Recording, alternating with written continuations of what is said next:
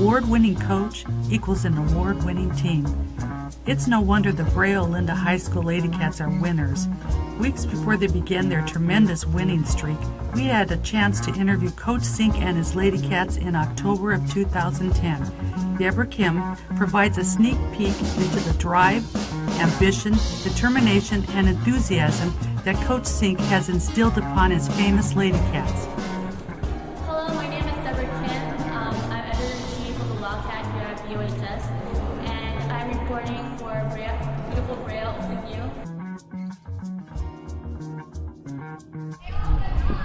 Hello, this is Deborah Kim, editor-in-chief of the Wildcat at BOHS, and I'm also reporting for beautiful Brea Old and New, the Facebook fan page, and here we have today Coach Sink of Ladycats. Hi.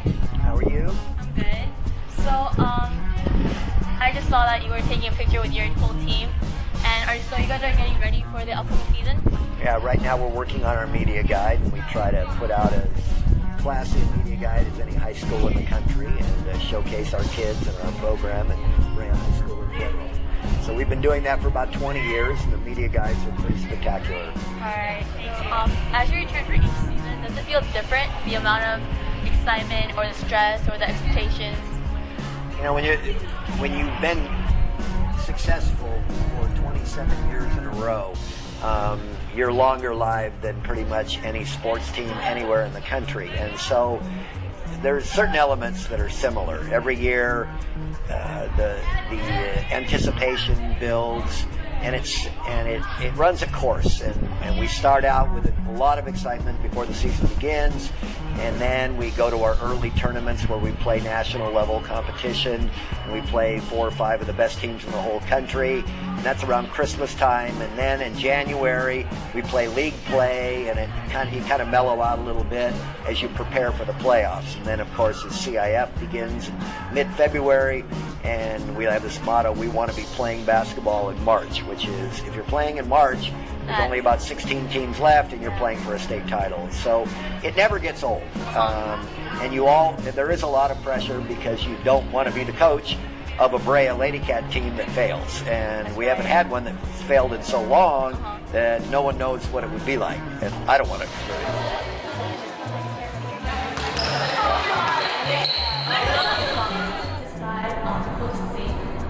I mean, is he different on and off?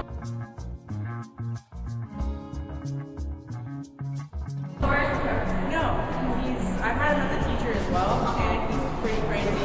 Regardless, he's crazy. Yeah, he kind of holds you to the same standard that he's on the court. And also, he expects your grades to be high because your basketball standard.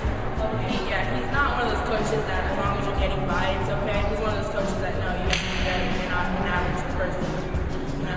So he really does highlight right? Yeah, that's just as important. That like you think he's crazy about basketball, like grades are just as important. He's crazy about everything. He's just crazy in general.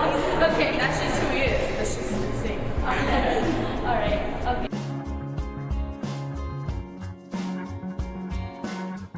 So how's the team this year? Because I know that last year we had star players such as Jonah Irvin, Kendall Rodriguez. So how is the team this year? How's the chemistry or We're good.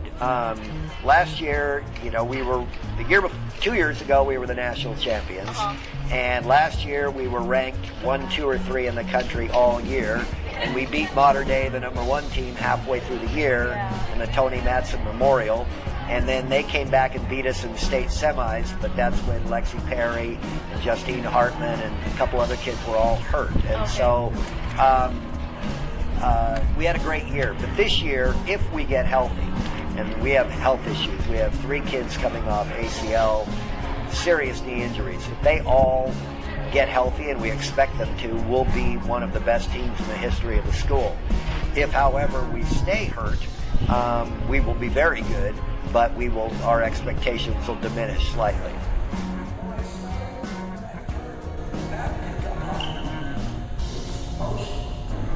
So I just wanted to ask you about the practices that you guys have all season. So could you just describe a regular practice that you have like right now?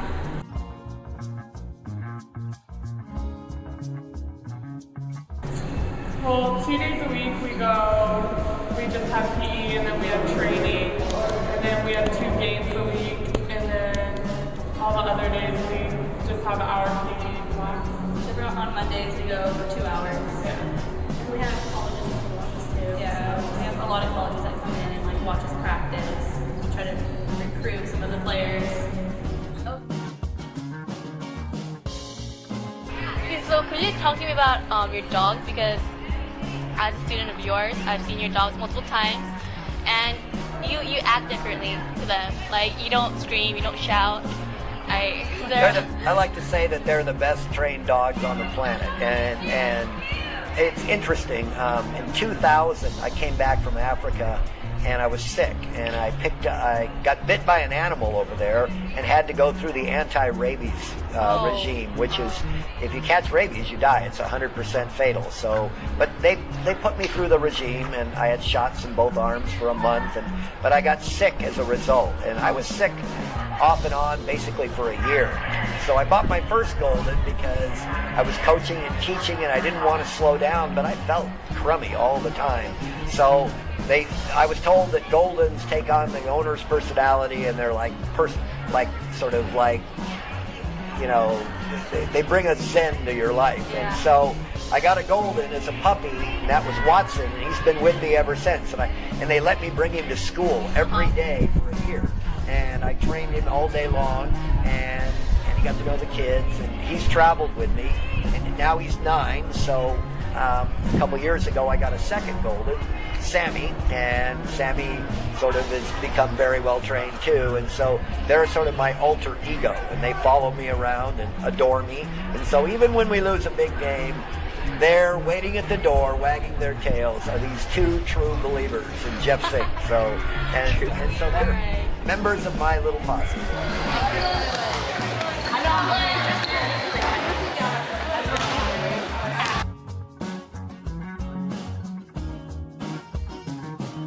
He gives like really inspirational talks before games. He like goes crazy in the locker room. He comes with like weird cheers, and like, I don't know, we all get into it, we all go crazy. Yeah, it's all in our face. Like, are you ready? Are you ready? It's just like an aggressive, crazy time. That's like, whenever you'll see like the most crazy. It's like, Yeah. woo!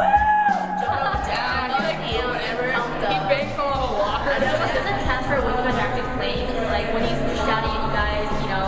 Because when I see him, he's always like, oh, you do this, you do that, and it seems like no one's really paying attention. But at the same time, you keep wondering, does it affect you on the court? Like to see your coach always fired up on the sideline? Yeah, because if he was just like in whatever, we wouldn't like really like want to go hard. But he's always like let's go, let's do this, and like You just take his energy. Yeah. Okay. Alright. We like hear him, even though we don't acknowledge him, but we always hear him, yeah. not hear him. Okay, girls, thank you so much for your time, and we'll see them on the court against Monday. Yeah, sure. Alright, thank you.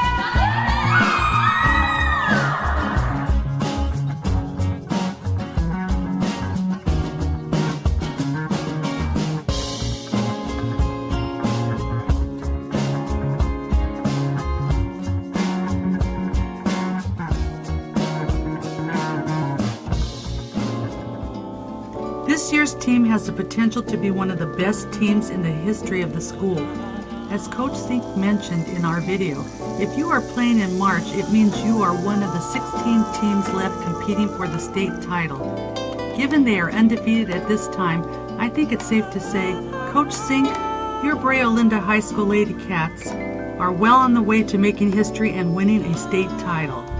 The girls did call you crazy, but underneath that mad exterior, we found you to be very charming.